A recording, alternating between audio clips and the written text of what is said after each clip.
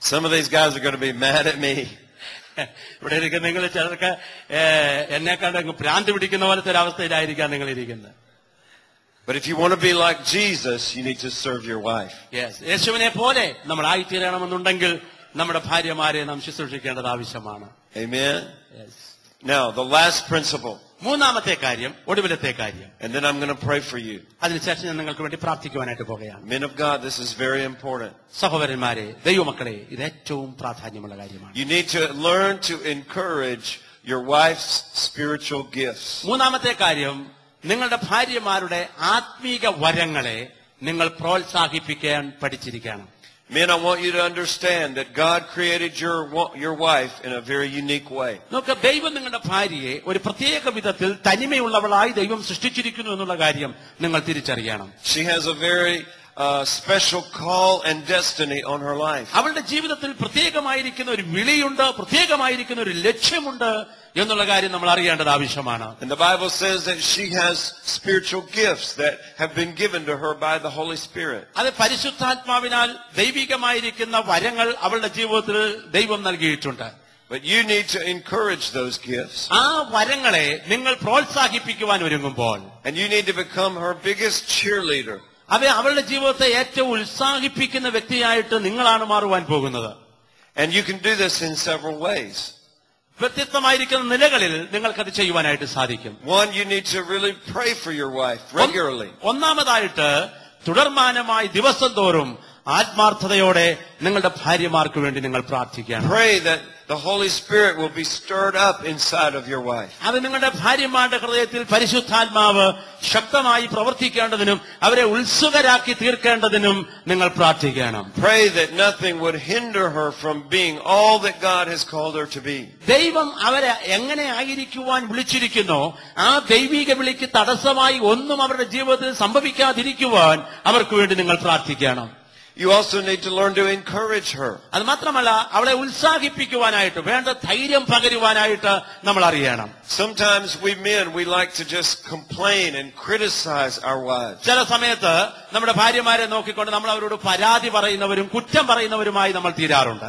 And every time you criticize your wife, you're putting poison inside of her. ഓരോ സമയത്തും നമ്മുടെ ഭാര്യമാരെ നോക്കിക്കൊണ്ട് നമ്മൾ കുറ്റം പറയുകയും അവരെ നമ്മൾ വിമർശിക്കുകയും ചെയ്യുമ്പോൾ അവരിലേക്ക് വിഷം പകരുകയാണ് നമ്മൾ ചെയ്യുന്നത്. Instead of being a critical voice, you need to become a voice of blessing. അവരെ കുറ്റം പറയുന്ന ഒരു ശബ്ദത്തിന് പകരമായിട്ട് അവരെ ഉത്സാഹിപ്പിക്കുന്ന ഒരു അനുഗ്രഹിക്കുന്ന ശബ്ദമായി നമ്മുടെ ശബ്ദങ്ങൾ മാറണം. And you need to recognize what a treasure she is to you. അതെ, അവൾ നിങ്ങൾക്ക് എത്ര വലിയൊരു ധനമാണ് എന്നുള്ളതായിരിക്കുന്ന കാഴ്ചപ്പാട് നിങ്ങളുടെ ഭാര്യയെക്കുറിച്ച് നിങ്ങൾക്കുണ്ടാകണം. The Bible says he who finds a wife finds a good thing. അതെ, ഭാര്യയെ ലഭിക്കുന്നവന് ദൈവത്തിൽ നിന്ന് നന്മ ലഭിക്കുന്നു എന്ന് നമുക്ക് വായിക്കുവാൻ സാധിക്കുന്നു. Husbands, I want you to look at your wife right now. അതെ, ഇവിടെ ഭാര്യമാരോട് ചേർന്നിരിക്കുന്ന ഭർത്താക്കന്മാരോട് ഞാൻ പറയുന്നു, നിങ്ങളുടെ ഭാര്യമാരെ നിങ്ങൾ ഇപ്പോഴൊന്ന് നോക്കണം. And I want you to say, you are a good thing.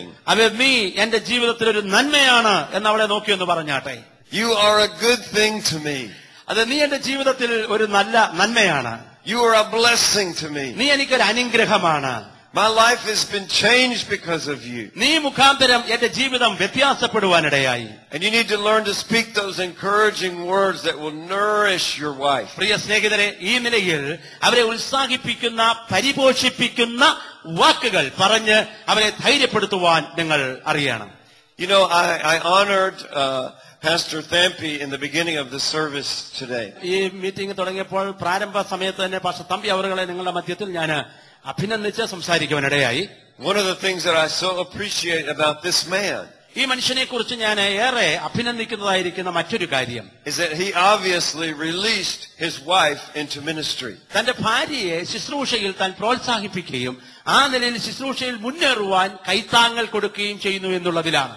Because for more than 30 years, Mariama Thampi has been preaching and ministering and mobilizing teams to start churches all over Kerala and all over India. കഴിഞ്ഞ 30-ൽ പരം വർഷങ്ങളായി മറിയാമ്മ തമ്പി ഈ രാജ്യത്തിന്റെ വിവിധ ഭാഗങ്ങളിൽ യാത്ര ചെയ്യുന്നു, ദൈവവചനം പ്രസംഗിക്കുന്നു, ടീമുകളെ ഉത്സാഹിപ്പിക്കുന്നു. അങ്ങനെ കർത്താവിന്റെ വേലയിൽ താൻ മുന്നേറുവാനുള്ള കാരണം പുറകിൽ നിന്നുള്ളതായിരിക്കുന്ന പ്രോത്സാഹനമാണ്. And praise God that this pastor did not stand in the way of his wife. ആ ഭാര്യയുടെ മുൻപോട്ടുള്ളതായിരിക്കുന്ന പോക്കിനൊരു തടങ്കൽപ്പാറയായിട്ട് ആ പാസ്റ്റർ തന്റെ ഭർത്താവ് നിൽക്കാത്തതിനായി ഞാൻ ദൈവത്തിന് സ്തോത്രം ചെയ്യുന്നു. He didn't try to put a lid on top of her. അവളുടെ മുകളിൽ ഒരു അടപ്പ് വെച്ച് ഒതുക്കി വയ്ക്കാതെ, But he just let her go and fulfill her ministry. എന്നാൽ പകരം അതേ മുൻപോട്ട് പോകുവാനും ദൈവമേൽപ്പിച്ച ശുശ്രൂഷ തികച്ചെടുക്കുവാനും വേണ്ട പ്രോത്സാഹനം കൊടുത്തുകൊണ്ട് അവളുടെ ജീവിതത്തിൽ താനായിരിക്കുന്നു. There are some guys that they don't want their wives doing ministry. അതേ ചില ഭർത്താക്കന്മാരുണ്ട്, അവരുടെ ഭാര്യമാര് ശുശ്രൂഷ ചെയ്യുവാൻ അവർക്ക് ഇഷ്ടമേ അല്ല.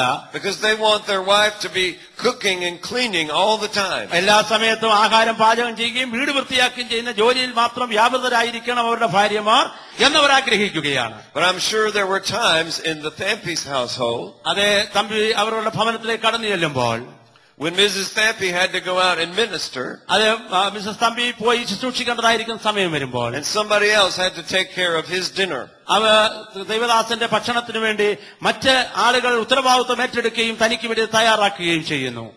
I want to ask you, men of God, ഇവിടെ ഇരിക്കുന്ന സഹോദരന്മാരോട്, ദൈവമക്കളോട്, ദൈവദാസന്മാരോട് ഒക്കെ ഞാൻ ചോദിക്കുന്നു, are you willing to allow your wife to discover her spiritual gifts? അവയെ നിങ്ങളുടെ ഭാര്യമാർ ദൈവം അവർക്ക് കൊടുത്തിരിക്കുന്നതായ ദൈവികമായിരിക്കുന്ന കൃപാവരങ്ങൾ കണ്ടെത്തുന്നതിൽ അവരെ സഹായിക്കുവാൻ നിങ്ങൾ സന്നദ്ധതയുള്ളവരാണോ?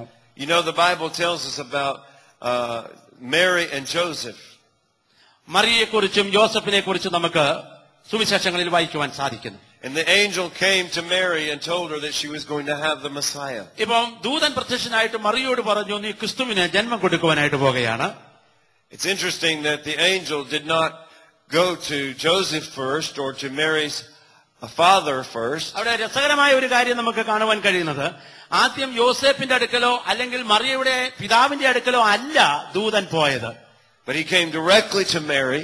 നേരെ മറിയയുടെ അടുക്കലേക്കാണ് ദൂതൻ കടന്നു വന്നത്. And he said, you're going to be pregnant by the Holy Spirit. പരിശുദ്ധാത്മാവിനാൽ നീ ഗർഭം ധരിക്കുവാൻ പോകുകയാണ്. And then the Bible says that Joseph found out about this. അത് യോസേഫ് ഈ കാര്യം മനസ്സിലാക്കി കഴിഞ്ഞപ്പോൾ, and it was a big scandal. അതവന് ഒരു വലിയ പ്രയാസമായിട്ട് തീർന്നു. Because unmarried women who got pregnant, they created a scandal in the society. കാരണം അവിവാഹിതയായിരിക്കുന്ന ഒരു കന്യക അന്ന് ഗർഭിണിയാകുക എന്ന് പറഞ്ഞാൽ സമൂഹത്തിന് തന്നെ അവളൊരു തലവേദനയാണ് ഉണ്ടാക്കുന്നത്. And the Bible says that Joseph was going to put Mary away. അപ്പോ തിരുവചനം ഇങ്ങനെയാണ് വായിക്കുന്നത്, ആരും അറിയാതെ രഹസ്യമായിട്ട് അവളെ ഉപേക്ഷിച്ചു കളയുന്ന കാര്യം യോസേഫ് ആലോചിക്കുവാൻ And തുടങ്ങി. he was going to annul the marriage. അങ്ങനെ ആ വിവാഹബന്ധം അല്ലെങ്കിൽ ആ എൻഗേജ്മെന്റ് വേണ്ട എന്ന് വെക്കുവാൻ അവൻ തീരുമാനിച്ചു. But then an angel came to Joseph in a dream. എന്നാൽ സ്വപ്നത്തിൽ ദൂതൻ ഇപ്പോൾ യോസേഫിന് പ്രത്യക്ഷനായി. And men, I want you to hear this. സഹോദരന്മാർ ഇത് വളരെ ശ്രദ്ധയോടെ കേൾക്കണം. The angel said to Joseph, ദൂതൻ വന്നിട്ട് യോസേഫിനോട് പറഞ്ഞു, that which is in your wife is of the Holy Spirit. നിന്റെ ഭാര്യയിൽ സംഭവിച്ചിരിക്കുന്നതായ കാര്യം ദൈവത്തിന്റെ പരിശുദ്ധാത്മാവിനാൽ സംഭവിച്ച കാര്യമാണ്. Suddenly he realized that his wife was carrying something holy. അതെ, ഇപ്പോൾ യോസേഫിന് ഒരു കാര്യം മനസ്സിലായി, പരിശുദ്ധമായ ഒന്നിനെയാണ് ഇപ്പോൾ അവന്റെ ഭാര്യയുടെ ഉദരത്തിൽ അവൾ വഹിക്കുന്നത് എന്ന സത്യം അവൻ ഗ്രഹിച്ചു. And he became a protector of Mary. ഇപ്പോൾ മറിയയുടെ സുരക്ഷിതത്വത്തിന്റെ ഉത്തരവാദിത്വം യോസേഫ് ഏറ്റെടുക്കുകയാണ്. And then when they went to Bethlehem, he protected her. ഇപ്പോൾ ബേത്ലഹേമിലേക്ക് അവർ യാത്ര ചെയ്യുമ്പോൾ മറിയയെ കാക്കുന്ന ഒരു കാവൽക്കാരനായി അവളുടെ സുരക്ഷിതത്വം ഏറ്റെടുത്ത വ്യക്തിയായി യോസേഫ് ഇപ്പോൾ അവളോടുകൂടെയുണ്ട്. And when they had the baby in Bethlehem, Joseph protected the baby. ബേത്ലഹേമിൽ വെച്ച് അവൾ പ്രസവിച്ചു കഴിഞ്ഞപ്പോൾ ആ കുഞ്ഞിനെയും അമ്മയെയും കാക്കുന്ന സൂക്ഷിക്കുന്ന ജോലി യോസേഫ് ഏറ്റെടുത്തു. And then when they fled to Egypt, Joseph was protecting Jesus and Mary. മിസ്രയീമിലേക്ക് ഓടിപ്പോയതായിരിക്കുന്ന സന്ദർഭത്തിൽ അമ്മയെയും മകനെയും പരിപാലിക്കുന്ന കാത്തു സൂക്ഷിക്കുന്ന ദൗത്യം ഇപ്പോൾ ജോസഫ് ഏറ്റെടുത്തിരിക്കുകയാണ്. Men, I want you to understand. പ്രിയ സഹോദരന്മാരെ, നിങ്ങൾ ഇതിന്നൊരു സത്യം ഗ്രഹിക്കണമെന്ന് ഞാൻ ആഗ്രഹിക്കുന്നു. That there's something very precious growing on the inside of your wife. അവരുടെ ഭാര്യയുടെ ഉള്ളിൽ വിലയേറിയതായിരിക്കുന്ന ഒരു ആത്മീകമായിരിക്കുന്ന ഒന്ന് വളരുന്നുണ്ട് എന്ന യാഥാർത്ഥ്യം അറിയണം. She